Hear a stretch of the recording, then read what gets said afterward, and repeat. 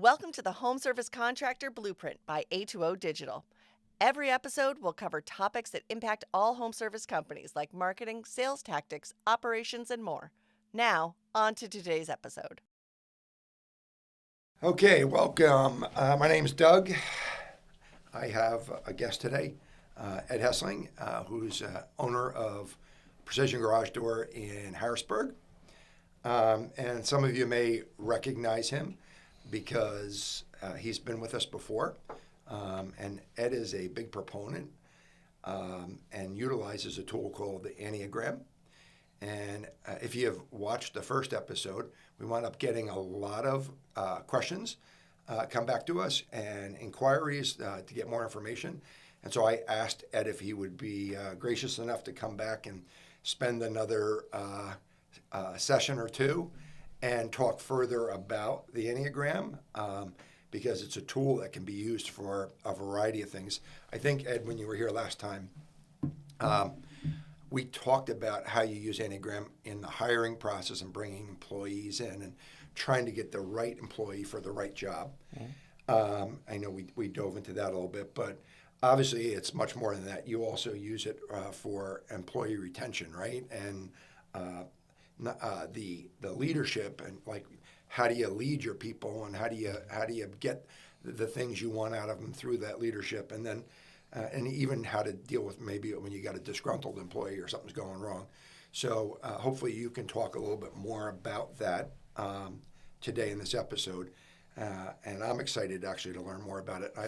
I've gone through the book that you had given me, which is called Back to You. Is it Back to You? The Road Back to You. The Road Back to You. Thank you. Yeah, and I did. I actually listened to it 2 times, but I forgot the name of the title. And so I'd like to start today about how do you utilize and analyze, the test in some of these other ways. So let's start with hiring again. Let's kind of like recap because not everybody watched the first episode. Mm-hmm. And if you can talk a little bit about how you use it in the hiring process to start with, and then we'll go from there. That's a great question. Thank you for having me back, Doug. Yeah. So how we use the Enneagram in our hiring process is obviously we use Paradox to get applications in, and then anything that's a good fit through Paradox, they sets up an interview and they come right on in. Ed, I'm going to interrupt you. I'm sorry. Paradox is something that I don't think anybody has talked about, but that's a program that you use to be able to get employees, and it responds rapidly, right? And we can do another episode on that sometime, but that's what you're talking about, right? Yep. It just helps generate applications to the business, and then we bring these people in and we have a discussion, and if we like them, if I think that they could do well in the business, whether it's an installer or a technician, I wrap up the interview process by saying, hey, I have a tool that I use to become a better leader for anyone that I'm serious about. I just need you to be honest when you take this test. And it's about 45 minutes long, 144 questions. If you could just take this test, I'm very interested to see the results. And they go off and take that test. If they don't take the test, we know not to hire them. If they do, does that happen? Yes, it does. They're not spending 45 minutes. They're not spending 45 minutes, and it's a good filter right there that offering that test, because if they're not serious about taking the test, then obviously they won't take the position very seriously. But if they are serious about taking the test, and you see that they take the test, it shows a level of commitment there. When I get the test results back, I'm already analyzing, where would they fall well in the business? If it's if I'm looking for a technician, do they fit what I'm looking for as a tech? If I'm looking for an installer, do they fit what I'm looking for as an installer? And I have scores and data in mind of what I'm looking for, but it's really important to make sure that you look at all 9 results and where they fall on the test to make sure you're getting a great quality candidate. So you're using. There's 9 different ways that get categorized, and it's important to look at all 9 of them to understand whether they're good fit. You're not just saying what did they score the highest in, correct, and classifying them. Correct. Yeah, their stronger scores, is really important to look at their strongest personality types. but it's also really important to take note of the weakest personality types as well, because there could be something that you're looking for down there that you may want to be higher than it is. It's really, the best way that I describe it when I'm analyzing the results is it's like looking at a math equation and kind of just breaking down the math equation to see if this candidate is a really quality fit or not. So there's 9 categories, and what I'm hearing you say is, if you're hiring for maybe a technician, you're looking for maybe a different personality trait than you might be for an installer.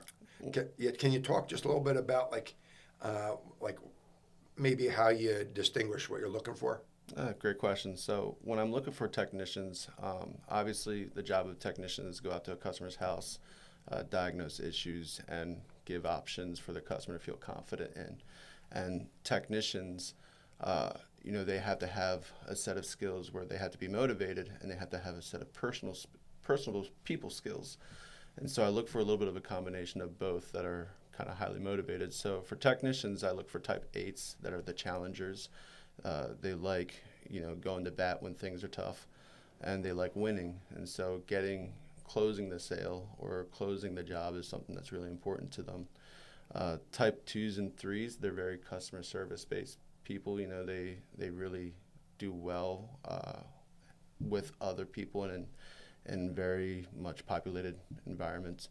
And so it's really important to make sure that those scores are up there as well as, it doesn't hurt to have a type 1, the perfectionist, and I'm going to backtrack a little bit. The type 2s are the helpers, type 3s are the achievers. Type 1s are the perfectionists, so they want to make sure everything's real perfect. And then I also look for technicians, type 6, the loyalists. Interesting. Why do you do that? What are you looking for in why is that important, you feel? Good. It helps with employee retention. If you can really get an employee who's a type 6 to believe in the process and believe in the dream that the company has set forward, they're going to be your ride or die employees. They're going to be the employees that will stick through it till the end.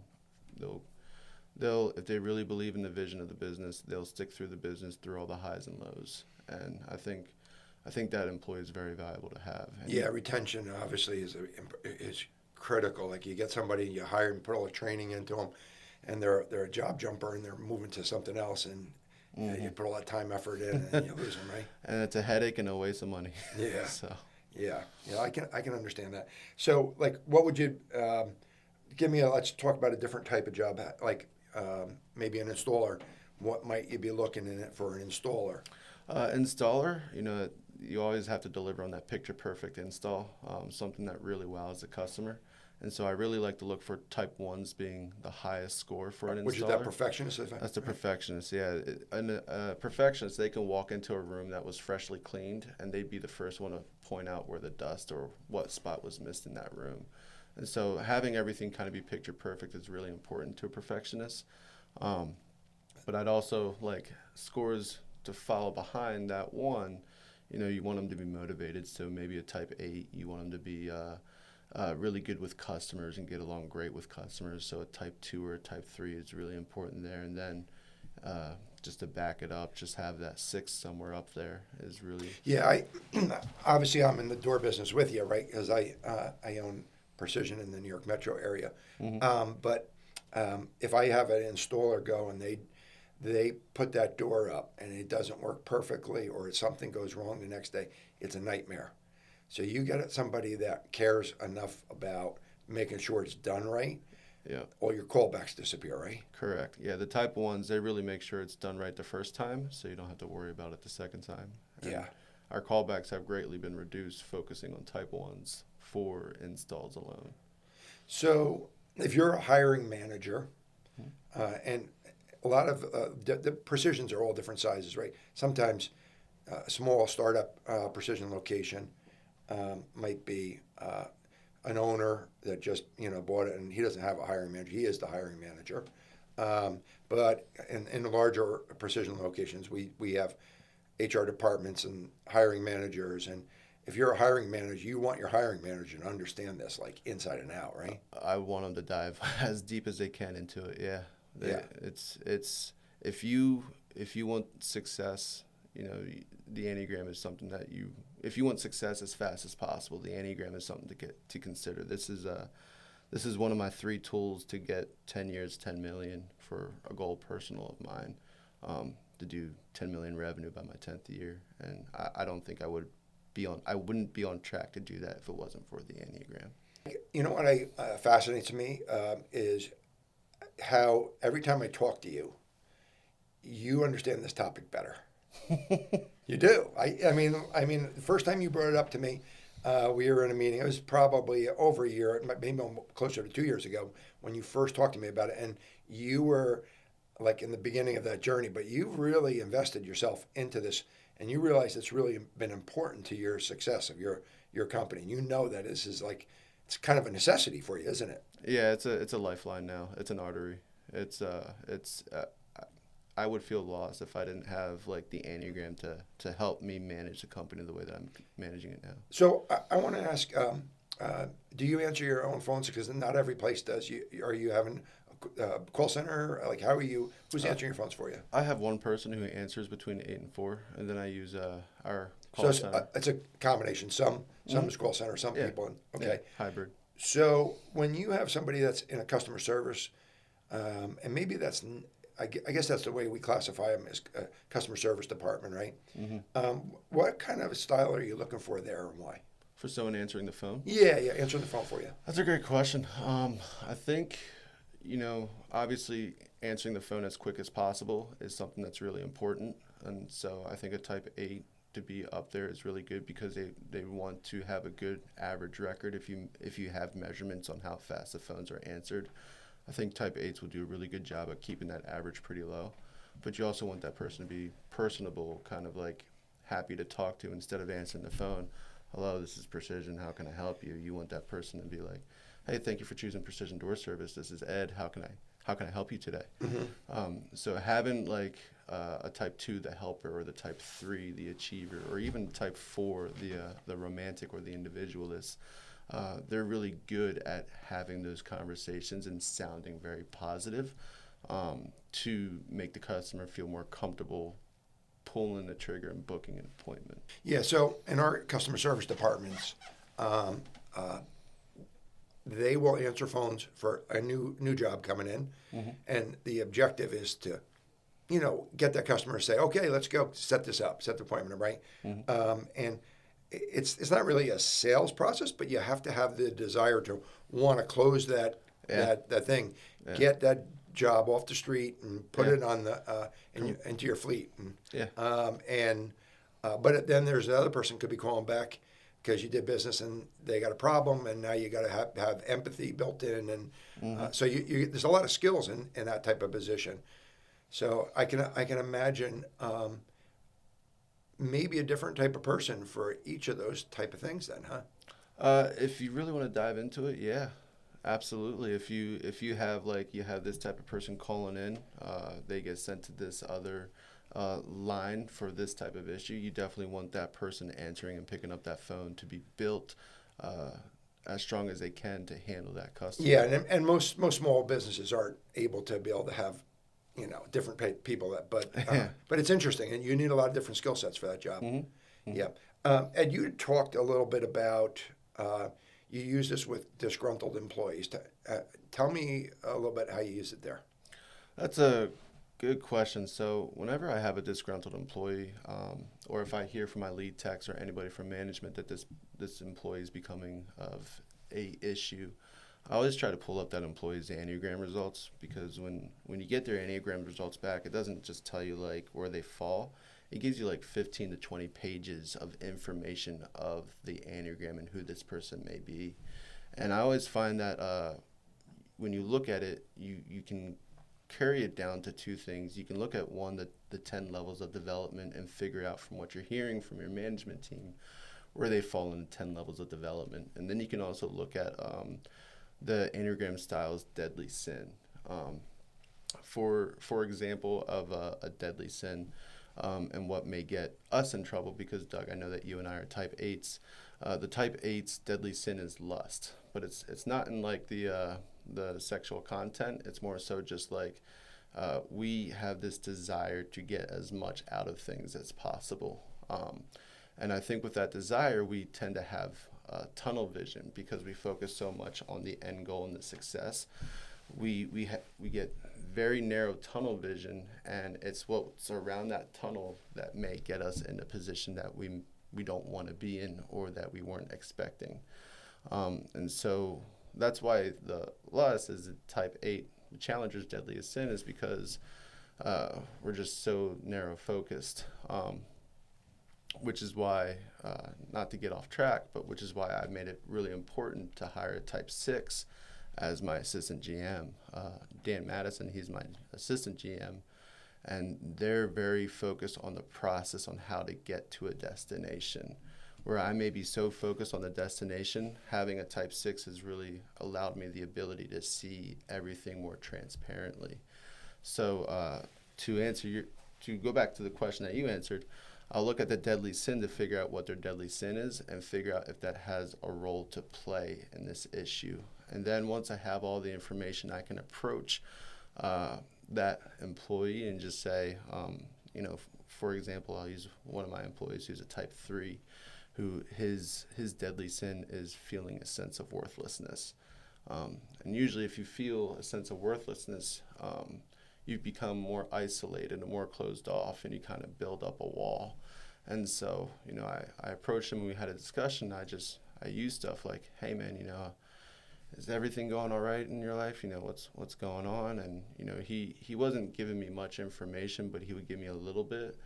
And knowing this idea of what, lower level of development and, him feeling worthlessness, I started relating questions that were geared towards, hey, could you feel like you're not worth doing much here right now? And that's when he started feeling more of a connection in that conversation. He's like, Eddie, interesting. Yeah. I feel like I'm not doing enough here. I feel like I'm failing here. I'm feeling like that no one's appreciating the hard work that I'm doing.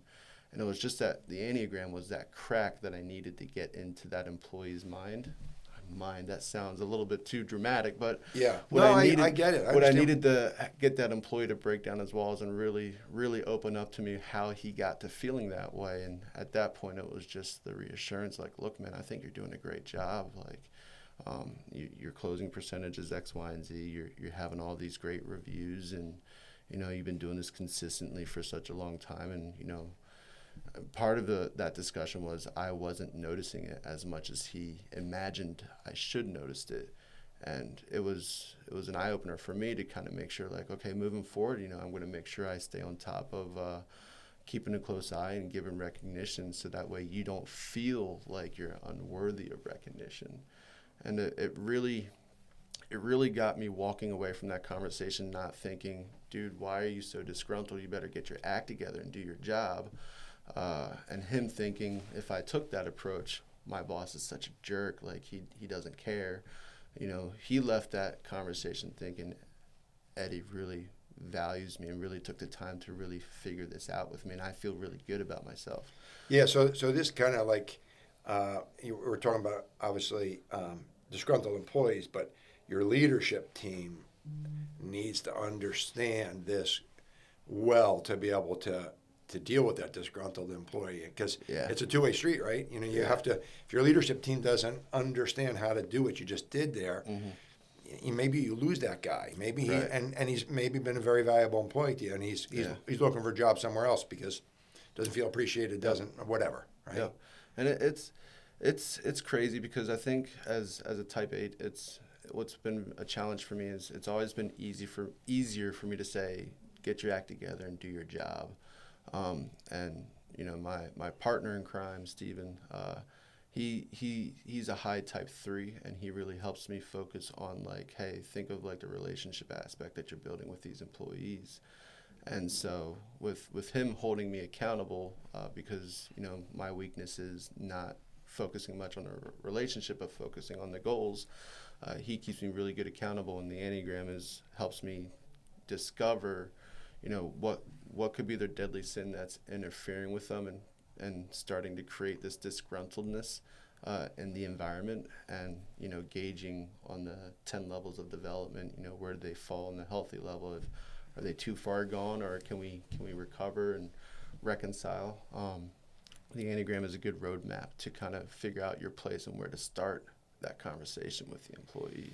Okay, so I'm going to throw you a little bit of a curveball. Go ahead. We had a training class yesterday Okay. at our location in New Jersey, Mm-hmm. and we had 12 employees there.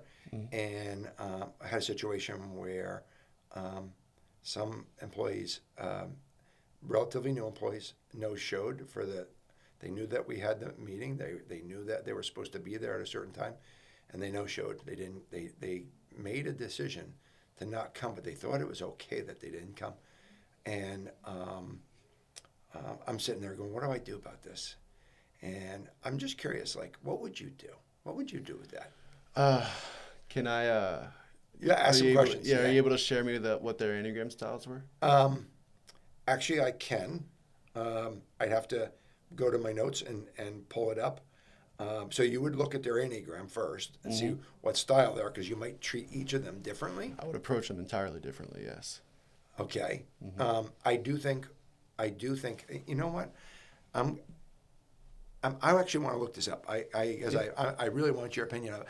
I do have another question, which while I'm trying to get this for you, what other books did you read? It sounds like you've dove so deep in this, and I actually went through A Road Back to You twice, and I did an audiobook because I listen to books. I don't typically have the time to sit and read them, but so I'm in the car listening or whatever, and sometimes I'm only paying half attention because I got other things going on. But what other books have you used? Or it sounds like you've dove so deep into this. You must have read even more then. So I've only read one book, Road Back to You by Ian Crone, but the way that I dove deep was I did a lot of online research. I follow, we have power of social media now, so I follow a lot of Enneagram social media accounts. So when I'm on social media, I come across Enneagram style stuff. And I listen to a lot of podcasts. And it's not that I found a podcast that I like. I just go looking through Enneagram podcasts, and I just find one that looks good, and I just listen to this podcast here, listen to that podcast there. And a lot of my knowledge has been questions that I've asked myself about the Enneagram and how to utilize it in the business, and just doing a whole lot of online research. Yeah. So you keep getting deeper and deeper, and the more you listen to things and read about it, you get a deeper understanding. I'm struggling with. I really want your opinion. You know what?